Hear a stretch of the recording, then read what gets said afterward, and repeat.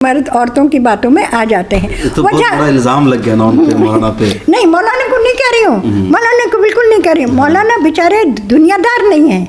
अब तक कोई ऐसी औरत मुझे नहीं दिख रही है कि वो डॉक्टर अस्मा के बराबर काम करती है। बस मछली पूरे दरिया को ख़राब कौन है वो औरत? मैं नहीं नाम लूँगी, वो खुद भी जानती होगी कि तलाक का जब मसला हुआ था हम लोगों ने, और अस्मा बाजी ने तो मुस्लिम पर्सनल लॉ बोर्ड को नाम दिया है कि अचानक ऐसी कौन सी बात हो गई, और अगर हुई थी, अगर उनको कोई लगा था, कोई कभी लगी थी या कोई कमज़ोरी दिखाई दी थी हमारी या डॉक्टर अस्मा वगैरह की, तो उनको चाहिए था कि वो एक मीटिंग रखते। अस्सलाम वालेकुम रहमतुल्लाह। मिल्लत टाइम्स में खुश आमदीद। मैं हूं शम्स तबरेज़ कासमी और मेरे साथ हैं all India Muslim personal law board से वाबस्ता कुछ ख़वातीन। All India Muslim personal law board में इन दोनों एक तनाज़ुर जारी है। इल्ज़ाम है मुस्लिम पर्सनल लॉ बोर्ड की लीडरशिप पर ख़वातीन विंग को ख़त्म करने का, तहलील करने का। उनका दावा है कि हमने फ़िलहाल मौकूफ़ किया है ताकि उसके कुछ रूल और ज़ाब्ते बनाए जाए। डॉक्टर अस्मा ज़ोहरा का बार बार कहना है कि उन्होंने सिर्फ हमसे काम लिया और जब काम निकल गया तो मुझे वहाँ से हटा दिया गया है और तमाम ख़वातीन की बेइज्जती और तौहीन की गई है। हमारे साथ कुछ सीनियर ख़वातीन मौजूद हैं यहाँ, ख़ासतौर पर डॉक्टर ममदूहा माजिद साहिबा हैं, all India Muslim personal law board की मोस्ट सीनियर ख़वातीन मेंबर में से एक है। इसके अलावा ज़ीनत मेहताब साहिबा है, आप भी बोर्ड की सीनियर मेंबर्स हैं। इसके अलावा अंजुम जाफरी साहिबा है, आप भी all India Muslim personal law board की मेंबर हैं। जानते हैं कि इन लोगों का इस बारे में क्या कहना है। शुरुआत करते हैं ज़ीनत मेहताब साहिबा से।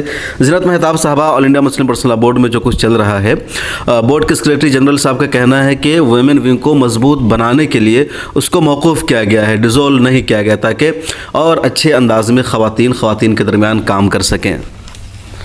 जी, मेरा तो इस बात से जो है इख्तिलाफ है, क्योंकि वुमेन विंग्स तो बहुत ही मजबूती से काम कर रहा था।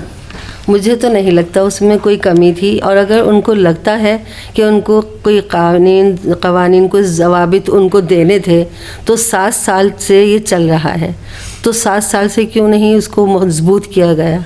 और अभी ऐसी कौन सी कमी दिखाई दी जिसकी वजह से वो उनको ऐसा करना पड़ा, अचानक मौकूफ़ करना पड़ा? तो हमें तो समझ ही नहीं आ रहा कि अचानक ऐसी कौन सी बात हो गई, और अगर हुई थी, अगर उनको कोई लगा था, कोई कभी लगी थी या कोई कमज़ोरी दिखाई दी थी हमारी या डॉक्टर अस्मा वगैरह की, तो उनको चाहिए था कि वो एक मीटिंग रखते, और उन जो कुछ उनको लग रहा था कमी बेशी, तो वो उस मीटिंग में हमसे बात करते कि भाई आपके यहाँ काम में कमी है या इसमें कुछ नुक्स है, तो हम जो है इसको क्लैरिफिकेशन करते, कुछ भी नहीं किया उन्होंने। कोई उज़र, कोई सफाई पेश करने का मौका ही नहीं दिया, और अचानक से ख़बर मिलती है जी कि इसको सस्पेंड कर दिया गया, कभी मौकूफ़ कर दिया गया, कभी तहलील कर दिया गया। अल्फाज पे अल्फाज बदले चले जा रहे हैं, वल्लाहु आलम के उनका क्या इरादा है। बहरहाल बोर्ड में आप कब से हैं? हम 8 साल हो गए। अच्छा, 8 साल से हैं। तो ऐसा क्या आपका काम था जिसकी वजह से बोर्ड को एतराज़ था आपके काम? यही तो हम भी जानना चाहते हैं कि हमको बुलाना चाहिए था, तमाम जो मीटिंग रखनी चाहिए थी, अगर जिनसे भी आपको कमी लग रही थी और आपको लगता था कि काम सही तरीक़े से नहीं हो रहा, तो बुलाते, मालूम करते, पूछते या हमें बताते कि कहाँ कमी महसूस हो रही है, तो भाई यहाँ पे इस तरह से नहीं, इस तरह किया जाएगा काम, कुछ तो बात होती।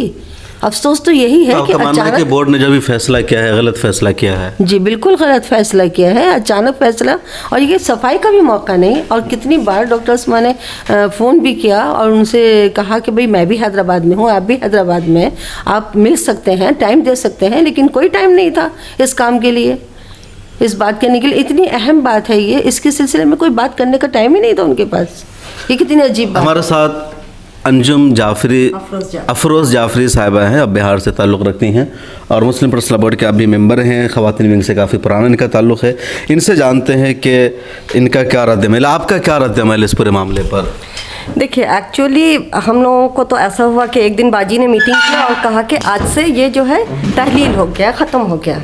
तो हम लोग सबके लिए बहुत शॉकिंग था, इसलिए कि मुस्लिम ये जो वुमेन विंग है ये 2015 से काफ़ी एक्टिवली काम कर रही है। उस वक्त हम मेंबर नहीं थे, लेकिन एज ए कहिए कारकुन के तौर पे हम लोगों ने जो साइन वगैरह का हुआ था, दस्तखत मुहिम चली थी, उन सब में भी हम लोगों ने काफ़ी एक्टिवली बहुत सारी औरतों ने काम किया था। लगभग 5 करोड़ के लगभग आए थे ये। तो उस वक्त से वो काम कर रही है। लेकिन जब से ये लॉकडाउन हुआ, ये काम था ज़मीनी काम होता था, जब से लॉकडाउन हुआ ये काम जो है इंटरनेट पे मतलब ऑनलाइन आ गया। इसलिए कि उस वक्त सभी कोई घर पे बैठे हुए थे और बहुत सारी ख़वातीन जुड़ी इससे। और अस्मा बाजी ने तो मुस्लिम पर्सनल लॉ बोर्ड को नाम दिया है। एक्चुअली जब शुरू में हमको कहा गया था कि मुस्लिम पर्सनल लॉ बोर्ड पे जिस वक्त हम मेंबर नहीं थे कि कुछ एक लेक्चर देना था, तो हमने कहा था कि हम इसमें नहीं जाएंगे, यहाँ बहुत पॉलिटिक्स होती है। बल्कि जब हमने ज्वाइन भी किया तो मेरे घर वालों ने कहा कि तुम कहाँ ज्वाइन कर रही हो, तो हमने कहा कि नहीं, ये विमेन विंग है। और अस्मा बाजी ने जिस तरह से हम लोगों को तैयार किया, हम लोग एक अपना छोटा सा इदारा था और हम लोग अपने जगह पे काम कर रहे थे। अस्मा बाजी ने क्या किया, अलग अलग जगह, मतलब यूपी में भी किया अस्मा बाजी ने, बिहार में भी किया, कलकत्ता में भी किया, जहाँ जहाँ लोग काम कर रहे थे वहाँ की जो फ़ाल औरतें थी उनके साथ ऑनलाइन मीटिंग किया। बाजी ने फिर हम लोगों के साथ प्रोग्राम शुरू किया। शुरू में बाजी खुद रहती थी, प्रोग्राम का टॉपिक्स देती थी, सुनती थी, हम लोगों पे रिएक्शन देती थी कि हाँ कैसा है, उससे काफ़ी मोटिवेशन मिलता था। फिर जब हम लोगों ने काम शुरू कर दिया, बाजी ने देखा कि हाँ ठीक से हो रहा है, फिर बाजी हम लोगों को इंडिपेंडेंट काम करने के लिए दी। लेकिन सुबह शाम बाजी ने काम किया, अस्मा बाजी ने। और इस तरह से अचानक बंद किया गया तो हम सबके लिए बहुत शॉकिंग था, जो लोग इससे जुड़े हुए थे। और ये बिल्कुल जैसे होता है ना कि एक बच्चे का इंसान करता है, कभी बच्चे के लिए इंसान रात की नींद ख़राब करता है, कभी दिन का सुकून ख़राब करता है, कभी आधी रोटी खा के काम के लिए भागता है। उस तरह से सब औरतों ने काम किया था, तो सबों के लिए बहुत बड़ी जो है ना शॉकिंग है। बिल्कुल। हमारे साथ ममदूहा माजिद साहिबा है, बहुत सीनियर रुकन है, और वोमेन विंग को जो मौकूफ़ करने की वजह बताई गई उसमें सबसे बड़ा इल्ज़ाम इन पर ही लगा है कि ये वोमेन विंग के नाम पर सिलाई सेंटर चला रही थी, ख़वातीन विंग का मिसयूज़ किया जा रहा था। आप सबसे बड़ा इल्ज़ाम आप पर ही है कि आप वुमेन विंग को मिसयूज़ कर रही थी, सिलाई कढ़ाई का सेंटर चला रही थी आप। जी। इस सिलसिले में मैं जज़ाकल्लाह, आपने ये सवाल बहुत अच्छा किया। इस सिलसिले में मैंने बाकायदा मैसेज दिया इलियास रसूल साहब को, क्योंकि उन्होंने मुझसे ये कहा, उन्होंने जो मुझे मैसेज दिया था उस मैसेज में ये बात थी कि सिलाई सेंटर्स चल रहे हैं। उन्होंने तो टाइम्स ऑफ इंडिया को इंटरव्यू देते बातचीत करते हुए कहा था। टाइम्स ऑफ इंडिया ही से मैंने जाना, और फिर मैसेज भी आया। मैंने मैसेज उसका दिया कि ये बताइए कि आज 35 साल से मुस्लिम वुमेन वेलफेयर ऑर्गेनाइजेशन चल रहा है और चलता है उस वक्त से, और डॉक्टर फ़ारूक इसके अंडर में हैं, जो उनकी वजह से उन्होंने जो हमें फ्लैट मुफ्त में दिया है उस वजह से चल रहा है। और ये बिल्कुल एक अलग मकाम था, एक अलग चीज़ थी, उसको क्यों यहाँ मुलव्वस किया गया? जबकि मैंने जब ये किया तो उन्होंने उसका जवाब शुरू में नहीं दिया। फिर मैंने मैसेज दिया उनको कि आप जवाब दीजिए, आपने क्यों मेरे काम को आपने क्यों इसमें शामिल किया? उसका भी कोई जवाब नहीं आया। एक बात जो मैं अभी हमारी बहन कह रही हैं, डॉक्टर अस्मा को मैं नहीं जानती थी, सही बात बताऊं, मैं बिल्कुल नहीं जानती थी। 10 साल से जूनियर भी बहुत हैं, बहुत जूनियर है। ये 2010 की बात कर रही हूँ। मुझे पता चला कि कुछ मुस्लिम वुमेन ये बोर्ड की कुछ मेंबर्स आई हुई हैं, तो मैं खुद जाके, जबकि मैं मेंबर नहीं थी, मैं खुद ऑफिस गई और इन डॉक्टर अस्मा और डॉक्टर तहनीत से मुलाकात की, और मुझे उन लोगों का काम बहुत अच्छा लगा।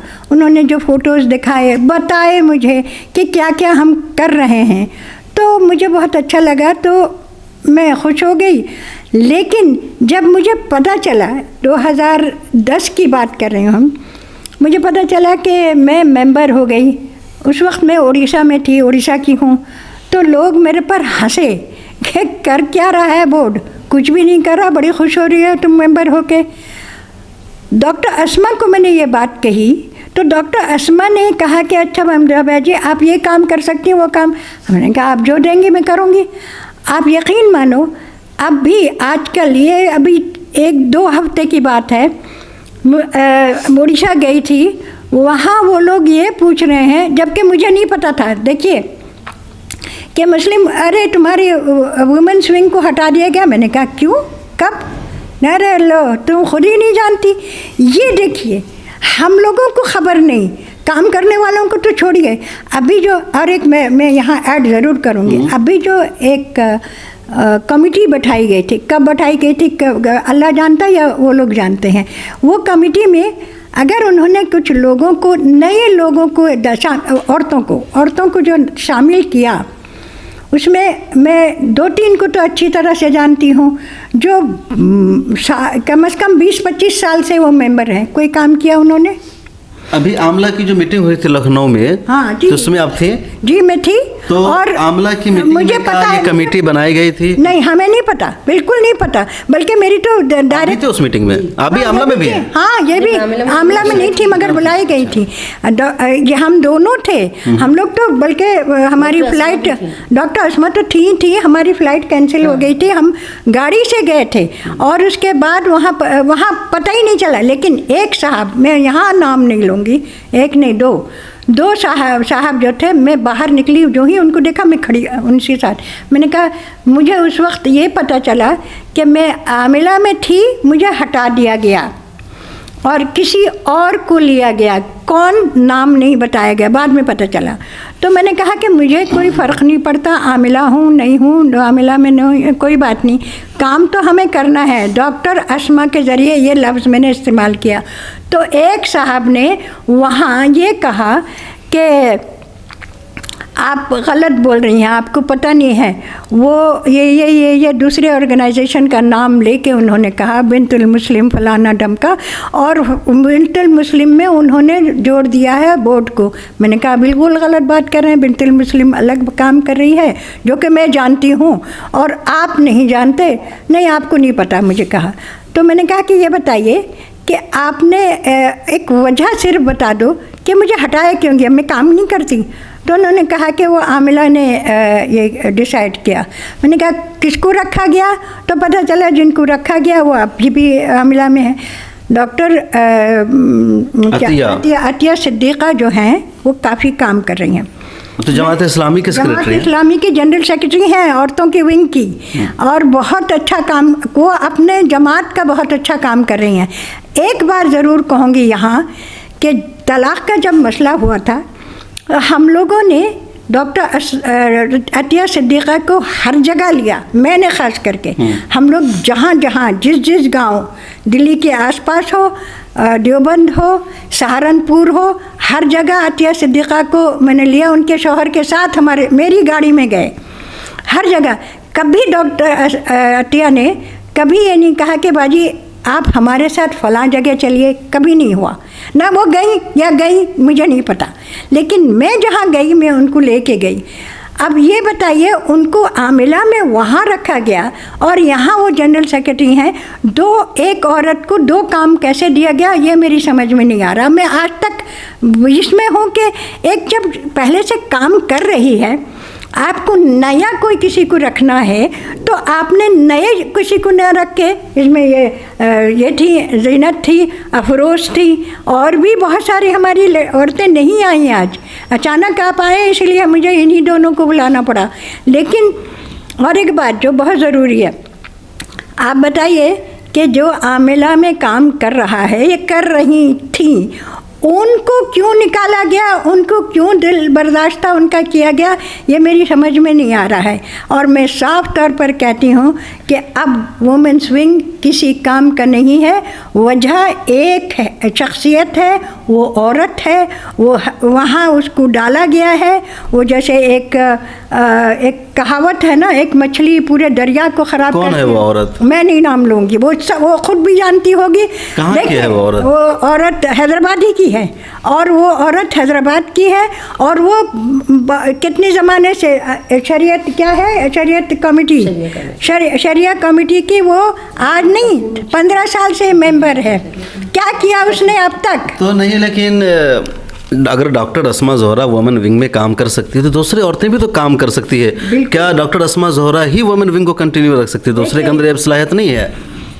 अभी तक जितने लोगों को मेंबर रखा है, औरतों को, जितनी औरतों को उन्होंने मेंबर रखा है, अब तक कोई ऐसी औरत मुझे नहीं दिख रही है कि वो डॉक्टर अस्मा के बराबर काम करती है। बस ये डॉक्टर अस्मा ने अपने हॉस्पिटल को छोड़ा, अपनी सेहत को छोड़ा, अपने शौहर को छोड़ा, अपने बेटे के इसको जो तालीम है उसमें इतना नहीं जान दिया जितना हम लोग इंटरेस्ट क्या उसने जान ही नहीं दिया। ज़्यादातर हम लोगों के साथ लगी रही, ये यहाँ जाना। अभी देखिए एक केस आया जो मेरठ में जो लड़की ने खुदकुशी की, वो उसी में परेशान है। मैंने कहा आप चुपचाप बैठिए, आप अभी आप उसके उस सिलसिले में नहीं, आप अपने को पहले देखिए कि आप कहाँ खड़ी हैं। तो ममताहा बाजी मामला तो बड़ा अच्छा चल रहा था। मौलाना रहमानी सेक्रेटरी जनरल थे, वुमेन विंग की ये सरबराह थी। आप लोग हर जगह प्रोटेस्ट, लग रहा था कि ख़वातीन भी मुस्लिम पर्सनल लॉ बोर्ड में है, ख़वातीन को बोलना आता है, बुर्कापोश ख़वातीन को सड़कों पर उतरना आता है, प्रोटेस्ट करना आता है। एक अच्छी इमेज बनाई थी आप लोगों ने मुस्लिम ख़वातीन की, जो दकियानुसी के इल्ज़ाम लग रहा था, और बोर्ड की क़यादत उनकी लीडरशिप के मशवरे से सब काम आप लोग कर रहे थे। तो अचानक ऐसा क्या हुआ है? क्या सेक्रेटरी जनरल के बदलने की वजह से ऐसा हुआ है या कुछ और मामला है? ये जनरल सेक्रेटरी के बदलने की वजह से नहीं है, वजह यह है कि कुछ औरतें इसमें आ गई हैं और दो मर्द मैं नाम नहीं लूँगी, दो मर्द ऐसे हैं। एक मर्द के बारे में तो मैं ज़रूर कह दूँगी कि एक साहबा, अल्लाह उनको मग़फ़िरत बख्शे, हमारी ये थी रेहाना सिद्दीकी साहबा, अल्लाह उनको मग़फ़िरत बख्शे। उनसे बहुत शुरू में कहती थी कि बहुत गलत लोग आदमी में लिया देंगे। अरे मैंने कहा क्या बात है, क्यों है? नहीं, वो धोखेबाज हैं। उनके अल्फाज हैं, मेरे नहीं। उन्होंने कहा था, अल्लाह उनको मग़फ़िरत बख्शे, उन्होंने कहा था धोखेबाज हैं। पता चला कि वो एक ज़ाती मामला था, वो उसकी वजह से। और मैं जैसे कमाल फारूकी को जानती हूँ, मैं उनको सही आदमी समझती थी। अब नहीं समझती क्योंकि उन्होंने और एक साहब ने और एक साहब, मैं दूसरे साहब का नाम नहीं लूँगी, इल्ज़ाम लगाया आप पर। अरे हाँ, बिल्कुल सही, हमारे पर इल्ज़ाम लगाया वो।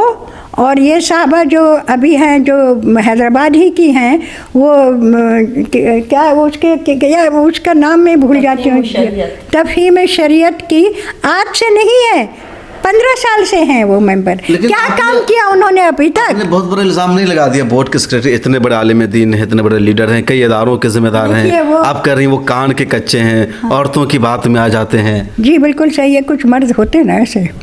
अरे भैया, मेरा बुढ़ापा आ गया है, अब वो लोग जो चाहें करें, लेकिन एक्चुअली मुझे पता है, जो मेरा तजुर्बा है, अक्सर कुछ मर्द, नॉट अक्सर, कुछ मर्द औरतों की बातों में आ जाते हैं। तो बहुत बड़ा इल्ज़ाम लग गया ना उन पे, मौलाना पे। नहीं, मौलाना को नहीं कह रही हूँ, मौलाना को बिल्कुल नहीं कह रही हूँ। मौलाना बेचारे दुनियादार नहीं हैं, असल में वो दुनियादार नहीं हैं। वो क्या है, वो अल्लाह और रसूल के बारे में ज़्यादा जानते हैं, तफ़हीम के कुरान के बारे में ज़्यादा जानते हैं, अहादीस वो ज़्यादा जानते हैं। वो वहाँ यहाँ मतलब अगर उनसे कोई वो सियासत नहीं जानते, आप ये सियासत नहीं जानते। और ये जितनी आए हैं सब तो हो रही है, कह रहे भी सियासत। जी, सियासत वाले उनके कान भर रहे हैं, यही कह रही हूँ मैं, उनके कान भर रहे हैं सियासत वाले। ये बेचारा दीनदार आदमी, इसको सिवाय अल्लाह और रसूल के कुछ बेचारे को आता क्या मतलब? सब तो खानका तो नहीं चलाते हैं, वो खानका भी चलाते हैं, क्यों नहीं चलाते? कहाँ उनकी खानका है? मुझे तो नहीं पता, मुझे सुना है नहीं, उनकी खानका नहीं है। अच्छा ठीक है, लेकिन और एक साहब तो खानका है, उनके साथ जो दूसरे हैं, और वो कौन, मालेगांव वाले हजरत? मुझे नाम याद नहीं है, सही बात नहीं, वो करते हैं तो ना। आप लोग मुस्लिम पर्सनल लॉ बोर्ड ने कहा कि वुमेन विंग चल रहा था, ठीक ठाक है, अब इसको और बेहतर बनाने के लिए इसका थोड़ा सा रूल ज़ाब्ता बनाना, ठीक ठाक करना बनाने के लिए जो बात कर रहे हैं आप, बेहतर जो वो लोग असल में जो बेहतर कर रहे हैं, वो अब बदतर हो रहा है, होगा। इसलिए कि जो औरतें, हम तो अपना देखिए, अभी तक हम अपना काम जारी रखे हैं, डॉक्टर अस्मा जारी रखी हैं, हम जारी रखे हैं, हम ऑनलाइन कर रहे हैं और ऑफलाइन भी कर रहे हैं। आप ये कह रहे हैं कि इस फैसले की वजह से जो बोर्ड से जुड़ी औरतें वो बोर्ड से अलग हो जाएंगी? अलग नहीं होंगी, लेकिन दिल बर्दाश्ता हो गई हैं, बहुत परेशान हो गए। ज़रा संभल लगाओ बुशरा को, वो बैठी हुई है इंतज़ार। वो कह रहे हैं सेक्रेटरी जनरल साहब, मैंने इंटरव्यू लिया, उन्होंने कहा कि बोर्ड सिर्फ एक खातून को एतराज़ है, डॉक्टर अस्मा को, बकिया तमाम बोर्ड की जो ख़वातीन हैं वो इस फैसले के साथ हैं, सब खुश हैं, लोगों के मैसेजेस आ रहे हैं। ये सेक्रेटरी जनरल साहब ने कहा है। अच्छा, जनरल आपने भी सुना होगा इंटरव्यू में उन्होंने जी उन्होंने कहा। और भैया उन्होंने तो बहुत अच्छा इल्ज़ाम हम पर दिया एयर होस्टेस का, भाई हम एयर होस्टेस जो वुमेन पावर लिखा रहता ना, वो बहुत अच्छा है। मौलाना ने कम से कम वो उन्होंने कहा कि वहाँ लिखा रहता है, आप वहाँ नहीं, उनके हाथ में यहाँ लिखा रहता है। आप शायद एयर में कभी आपने एयर होस्टेस को नहीं देखा होगा, मौलाना ने गौर से किया। नहीं देखा मैं। हाँ, आपने गौर नहीं देखा, अल्हम्दुलिल्लाह उन्होंने गौर करके देखा और उस पर वुमेन पावर लिखा हुआ है। तो वो डॉक्टर अस्मा को उन्होंने वुमेन पावर का ये दिया, हम औरतों को, नॉट ओनली हर, मगर हम औरतों को वुमेन पावर दिया गया। वाह, बहुत अच्छी बात है। उन्होंने मिसाल दी कि जिस तरह वहाँ एक एयर होस्टेस, किसी को एयर होस्टेस बना देने को ये समझा जाता है कि वुमेन एम्पावरमेंट, हम उस तरह नहीं औरतों को इज्जत देना चाहते हैं। ये कोई मिसाल नहीं होता, ये कोई मिसाल, ये मिसाल हम औरतों के लिए जो दीनदार औरतें हैं। ये जो कह रहे हैं आपके, वो उन्होंने जो है ना बस वो एक मिसाल दे दी है। वुमेन एम्पावरमेंट, जो हम लोग दीनदार औरतें हैं जो दीन के लिए काम कर रहे हैं, क्या हम लोगों का मुकाबला वो उनसे कर रहे हैं? क्या ये चीज़ उस जगह अगर हम सोचें तो हमको कितनी बेइज्जती लगती है। वहाँ पे जो एक रखा जाता है जिन लड़कियों को, आपको नहीं पता है कि वो किस सोच के साथ रखा जाता है, और हम लोग क्या उसी तरह के उनको दिखते हैं? हम लोग ज़मीन पे क्या काम कर रहे हैं आपको पता है? जब आप जाके लड़कियों से बात कीजिएगा, लड़कियां, मैक्सिमम लड़कियां जो है वो शादी नहीं करना चाहती हैं। हम यंग लड़कियों के साथ काम करते हैं और जब पूछते हैं बेटा क्यों नहीं शादी करोगे, बोली हमको वो ज़िंदगी नहीं गुजारना है जो मेरी अम्मी ने गुजारी है। उस पर यहाँ पे कोई काम नहीं हो रहा है। इर्तदाद की बात होती है, इर्तदाद में कहा जाता है क्यों है भाई इर्तदाद, तो लड़कियों में दीन नहीं है। ठीक है, दीन नहीं है तो आपने दीन का कुछ किया? मुस्लिम पर्सनल लॉ बोर्ड अपने मेंबर से कह सकता था कि आप मस्जिदों में औरतों के लिए खोला जाए, जाकर उनको दीन दिया जाए। जो बच्ची दीन सीखना चाहती है उसके लिए कहीं कुछ नहीं है, कोई भी काम ग्राउंड पे नहीं होता है। बस हम लोगों ने शुरू किया, हम लोगों ने जो अभी अवेयरनेस वाला प्रोग्राम, क्या काम शुरू किया आप लोगों ने? हम लोगों ने अवेयरनेस प्रोग्राम, इनसे पूछिए जी, अवेयरनेस प्रोग्राम हम लोगों ने शुरू किया है। जो अभी जो प्रोग्राम्स होते हैं, आप जाके कुछ नहीं, आप जाके इंटरनेट पे खुद ही देख लीजिए, लगभग 1000 से ऊपर आपको वहाँ पे प्रोग्राम्स मिलेंगे जो कि ऑनलाइन हुए हैं। कुछ ऑनलाइन नहीं किया गया, जो ऑनलाइन लाइव नहीं किया गया वो नहीं है, मतलब 1000 से ज़्यादा है वो तादाद, जिसमें बच्चियों को ये चीज़ बताया जा रहा है कि इस्लाम तुमको ये एम्पावरमेंट देता है कि तुम्हारे पास जो है वो जो है फाइनेंस का राइट है, तुम्हारे पास एजुकेशन का राइट है, और जो इस्लाम यहाँ तुमको दिखता है वो कल्चरल इस्लाम है, वो हिंदुस्तानी इस्लाम है। कुरानिक इस्लाम अलग है, हिंदुस्तानी इस्लाम अलग है। 2 घर खरीदे गए, क्या किराए में हैं जो हम वो काम कर रहे हैं, बताइए। जी, हम लोग किराए में बहुत सारी हम लोग काम कर रहे हैं। तो ये सारा जो आप काम कर रही हैं, तो मुस्लिम पर्सनल बोर्ड से इजाज़त ली थी आपने? इजाज़त नहीं ली थी, अभी नहीं। तो यही तो उनको एतराज़ है कि आप लोग अपनी मर्जी से काम करते जा रही, वुमेन विंग के नाम पर, उनसे आप परमिशन नहीं ले रही हैं। उनके पास ख़त आया था डॉक्टर अस्मा के पास, जो जुलाई का ख़त अक्टूबर में मिल रहा है, तो वो बताइए वो किस वक्त कब कहेंगी। हमने कोई गैर इस्लामी चीज़ तो नहीं की थी, हमने कोई, बल्कि मुस्लिम पर्सनल लॉ बोर्ड को हमने और आगे बढ़ाया और उसको एडवर्टीज़मेंट किया। हम मुझे जहाँ खड़ा करती थी तो पहले ये कहती थी, या इनको भी कहती थी, जीनत को, कि आप कम से कम मुस्लिम पर्सनल लॉ बोर्ड के को बताइए क्या है, क्या काम कर रहा है, क्या हो रहा, उसकी इशाअत हुई। आप उड़ीसा जैसे जगह जहाँ में वहाँ रात 11 बजे कौन जागता है बताइए, गांव जैसे जगह रिमोट एरिया में जागे थे, सिर्फ ये कि मुस्लिम पर्सनल लॉ बोर्ड की एक एग्जीक्यूटिव बॉडी डॉक्टर अस्मा आ रही हैं, और इसी वजह से 50-60 औरतें बैठी हुई थी उनके इंतजार में, हम लोगों को देर हुई पहुँचते हुए। वो किस लिए हुआ? बोर्ड की वजह से हुआ ना, डॉक्टर अस्मा की वजह से नहीं, बोर्ड की वजह से। क्या कर रहा है डॉक्टर अस्मा, वहाँ क्यों पहुँची, ये बात मैं कहना चाहती हूँ कि हमने कभी बोर्ड का कोई बदनामी नहीं किया, बल्कि उन्होंने ही अपना बदनामी कर दिया। बोर्ड के लिए आपने अच्छा काम किया, बोर्ड के जो कॉज है, मिशन, उसको आगे बढ़ाने का काम किया, बढ़ाने का हमने किया। अब जो हुआ वो उन्होंने खुद के पैरों पर कुल्हाड़ी मारी है। हमने कभी ये नहीं कहा कि बोर्ड ख़राब है या बोर्ड, हमने हर बोर्ड के 27 की, यानी नहीं सॉरी, वो जो क्या कहते हैं उर्दू में, तारीफ़ की। लेकिन भी उर्दू में बोलते हैं? अच्छा, मुझे नहीं पता था। तो एनीवे, मेरा कहने का मतलब यह है कि हमने कोई चीज़ गैर इस्लामी नहीं किया और बोर्ड के ख़िलाफ़ कभी, बल्कि बोर्ड का नाम उजागर किया। एक दूसरी जो बहुत ज़रूरी बात है वो ये है कि हमने क्यों नहीं उनको बताया कि हर काम हम करने के बाद बताते ज़रूर थे। ये बुशरा भी कुछ कहना चाहती हैं। बुशरा ऑनलाइन है क्या, कुछ कह रहे हैं क्या वहाँ से? ये भी बोर्ड की मेंबर हैं? कब से? ये संभल की हैं बुशरा रहमान। ये कब से हो तुम बता दो ज़रा। हेलो यस, बुशरा बोलो जोर से।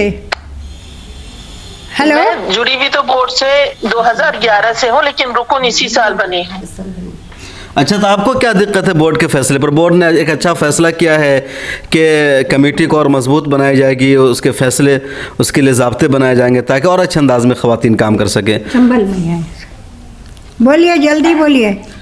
जी जी भाई, बात तो आपकी बिल्कुल सही है, लेकिन एक बात ये है कि 2000 पर आपकी आवाज़ कट रही है। अच्छा, ऐसा करते ना, वो एक वीडियो बना करके भेज देंगे उसको, उनकी जो बात है उनको इसमें हम शामिल कर लेंगे। जी हाँ, हम आप लोगों से बातचीत कर रहे हैं। तो मतलब ये आप कुछ ख़वातीन हैं, मतलब जो आप डॉक्टर अस्मा ज़ोहरा के साथ हैं, जी कुछ कहना चाह रहे हैं, आप कहिए। अभी आपने जो मैं तो बहुत ही छोटी उनको सी छोड़ बात दो। कहना चाहूंगी। अभी जो आपने एक सवाल किया, एक मिनट। अभी जो आपने सवाल किया है कि बोर्ड को जो पूछ किया आपने काम किया, जो भी आपने अपने जो ज़मीनी तौर से आपने काम किया, बच्चियों को एक लिंक खोला, चलाया, उन सबको जमा करा, सोशल मीडिया पे आए हम लोग, तो क्या बोर्ड से पूछा? तो इसके लिए मैं आपको ये बताऊंगी कि जनरल सेक्रेटरी वली रहमानी साहब मरहूम, तो उन्होंने जो है बाकायदा गाइडेंस दी थी डॉक्टर अस्मा ज़हरा को, बाकायदा ट्रेन किया था और सब कुछ उन्होंने बताया था कि इस काम को कैसे लेके चलना है। तो अल्हम्दुलिल्लाह उन्हीं की गाइडलाइन से हम लोग चल रहे थे। डॉक्टर अस्मा ख़ास तौर से उनको गाइड किया गया था और वो चल रही थी उसी वे में जो उनको बताया गया था, सिखाया गया था। और बात ये कि ज़मीनी जो तौर पे हम सभी लोग काम कर रहे थे, तो गली गली कुचा कुचा हम लोग जाते। यकीन मानिएगा कि मेरे नियरेस्ट पड़ोस में भी मेरे रहते थे जो all India Muslim personal law board के बहुत ही पुराने मेंबर हैं, बट उन्होंने कभी जो उन्होंने नाम लिया हो कि कोई बोर्ड है, कहीं कोई बोर्ड है या मैं मेंबर हूँ। सेकंड, एक और साहिबा, मैं नाम नहीं किसी का ले रही हूँ, उनसे भी हमारी मुलाकातें बहुत थी, लेकिन हम नहीं देखते कभी उन्होंने बोर्ड के नाम से किसी का कभी हमने नहीं सुना। और जब मैं इस बोर्ड में आई और मैंने काम शुरू किया तो उन्होंने मुझसे कहा, ये काम का क्या तरीका है तुम्हारा, तुमने पैम्फलेट कहाँ से छपवाए, तुमने बैनर्स कहाँ से बनवाए, पैसे कहाँ से आए? मैंने कहा मेरे अपने पास से लिए पैसे। तो बोले कोई ऐसा तरीका होता है, पहले आप एप्लीकेशन दो, आप बोर्ड से पैसा लो, उसके बाद काम करो। मैंने कहा ये तो कोई काम का तरीका नहीं होता। मतलब मुझे ही सोचा कि भाई ये तो दीन का काम है, ये तो अल्लाह का काम है, हमें इसको फैलाना चाहिए, इस्लाह माशा का काम है, ये तो हमें करना चाहिए। यकीन मानिए हम गली गली कुचे कुचे हम लोग गए।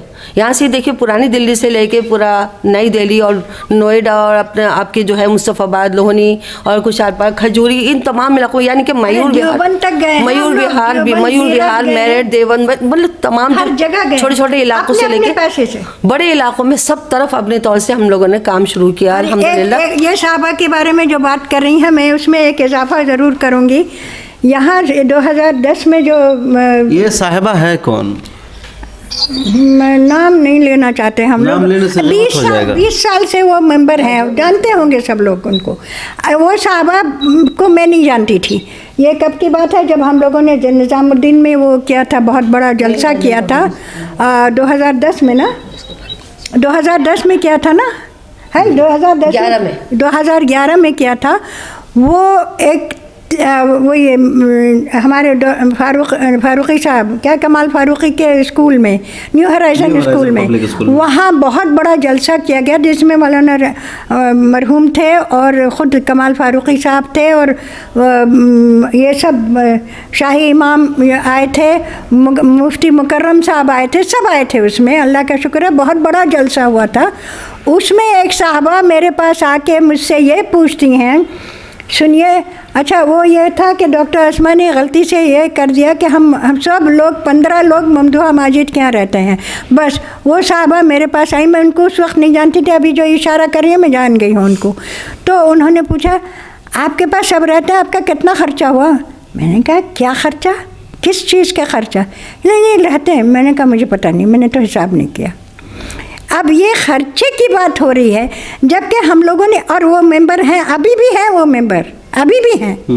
आप बताइए क्या हम लोग पैसा, ये डॉक्टर अस्मा ने एक बार, मुझे याद है लखनऊ की शायद मीटिंग थी, क्या थी उसमें, मेरा तो मैं बाय एयर जाना आना अपने पैसे से करती हूँ, हर जगह जहाँ भी जाती हूँ, कहीं भी नहीं, बोर्ड की बात नहीं, नहीं बोर्ड की बात नहीं थी, वो अपने खर्चे से हर जगह जाती।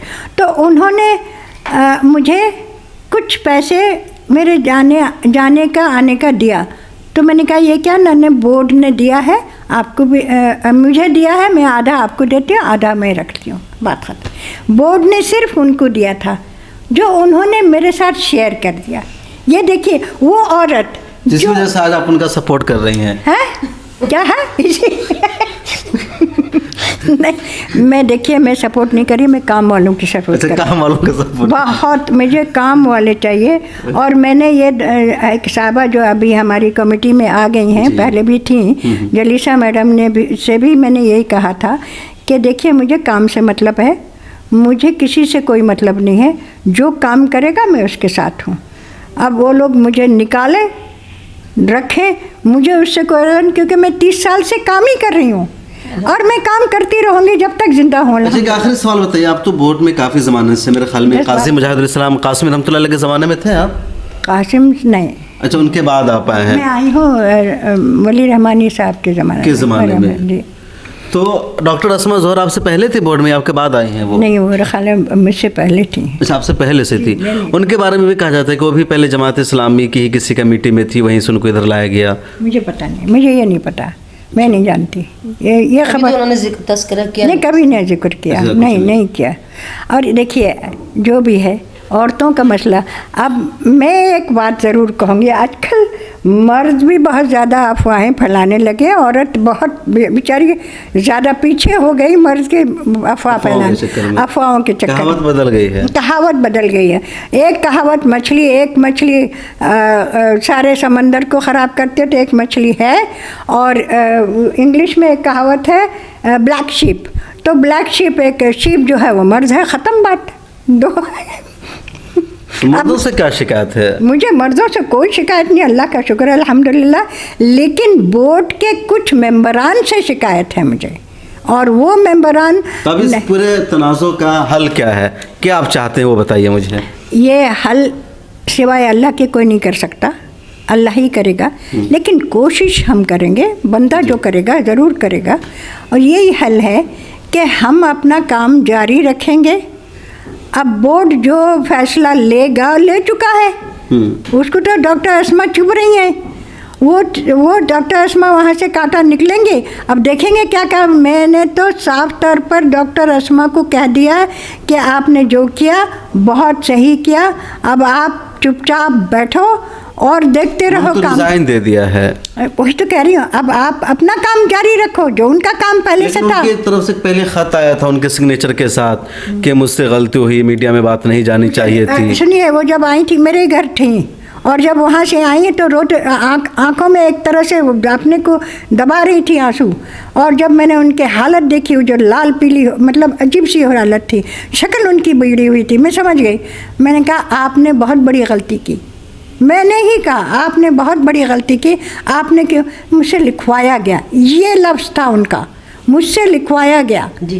तो अब ये मैंने कहा तो नहीं सुलह हुदैबिया क्या, ये साहबा कह रही थी, कौन डॉक्टर अस्मा कह रही थी सुलह हुदैबिया करके। मैंने कहा सुलह हुदैबिया हुजूर फिर उन्होंने के लिख दिया इसलिए कि इनके पास उसी दिन आप यकीन मानो, वल्लाह मैं बावजूद हूँ, झूठ नहीं बोल रही हूँ, 12 हमारे यहाँ 12, 13, 15 कितनी औरतें थी जो हमारे ऑनलाइन आ गई थी, सारे लगभग 15 ऑनलाइन आ गई थी, क्योंकि शोर हो गया ना, तो सब मीटिंग हो गई, फौरन जूम पे हो गया। जूम पे मैंने करवाया, मैं सबको बुलवाया, तो सब आ गई, क्योंकि सबको खबर थी, ये नहीं कि नहीं थी। तो आप लीड कर रही हैं पूरे तमाम बागी मेंबरान कर मैं, अरे भैया मुझे कौन बीच में बता रहे, मैं लीड नहीं करी थी, ऑनलाइन करवा दिया और सबकी राय ली, सबकी राय मैंने ली कि डॉक्टर अस्मा ने किया जो, क्या ख्याल है, अरे बाजी आपने गलत किया, आपको नहीं चाहिए था, वो लिखवाया जो गया है वो आपको नहीं करना चाहिए था, आपको रिज़ाइन करना, आप रिज़ाइन कीजिए, हर एक कह रहा था आप रिज़ाइन कीजिए। तब उन्होंने किया, और फिर उसके बाद उनके शौहर ने भी फ़ोन किया, तो डॉक्टर अस्मा के मुझे नहीं पता उनके साथ क्या उनकी बात हुई, सही बात बताऊं, लेकिन उसके बाद वो अपना उन्होंने सारी औरतों का और सबका रिज़ाइन लिखा उन्होंने, और लिखा के सीधे निकल गई एयरपोर्ट, क्योंकि उनका फ़्लाइट ये हो रही थी।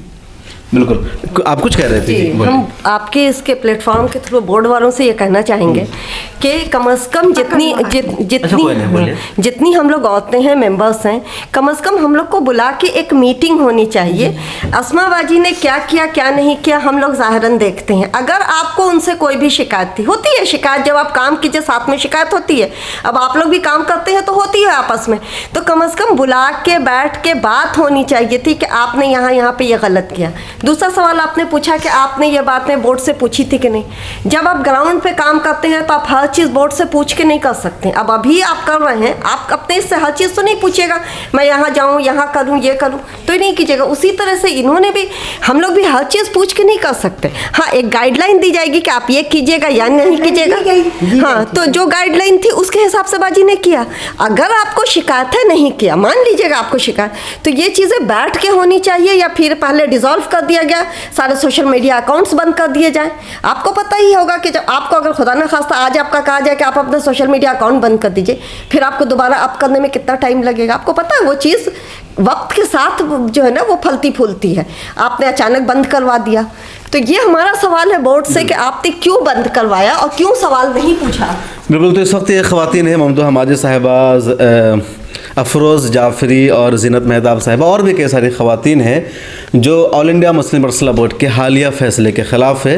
ये सब डॉक्टर अस्मा ज़ोहरा साहिबा के साथ है, और इन लोगों की एक मांग है, जैसा कि अभी ममदूह हमादी साहिबा ने कहा, या उन्होंने कहा कि all India Muslim personal board को चाहिए, अब भी मौका है कि एक मीटिंग बुलाए जिसमें तमाम ख़वातीन को बुलाया जाए, कि रेफरेंडम कराया जाए, उनके सामने बात रखी जाए कि उन्होंने जो फ़ैसला लिया है क्यों लिया है, क्या नहीं लिया है, और डॉक्टर अस्मा ज़ोहरा के ताल्लुक़ से उनके क्या शिकायत थी, किस वजह से उन्होंने एक्शन लिया नहीं लिया, बातें सामने आनी चाहिए ताकि एतमाद बरकरार रहे, भरोसा बरकरार रहे। और इन सब के कहना है कि हमने जो कुछ काम किया है अपना पैसा लगा करके, अपनी एनर्जी लगा करके, तो दीन का काम समझ करके, सवाब समझ करके, all India Muslim personal law board के लिए, अपने किसी कॉज या मफाद के लिए नहीं। और ऐसे मौका पर अगर ऐसा काम के दौरान अगर हमारे हौसलों को तोड़ दिया जाएगा, हमारे लीडर के साथ अगर ऐसा कुछ किया जाएगा, तो हमारे भी हौसले टूट जाएंगे, और फिर हम किस तरह काम कर सकते हैं। उम्मीद है all India Muslim personal law board तक ये आवाज़ इन लोगों की पहुंचेगी, और मुस्लिम पर्सनल लॉ बोर्ड की जो लीडरशिप है संजीदगी से इन तमाम मामलों पर तवज्जो देगी। कैमरामैन तमन्ना के साथ शम्स तबरेज़ कासमी, मिल्लत टाइम्स। मिल्लत टाइम्स को आपकी ज़रूरत है, हमारी आप माली मदद करें।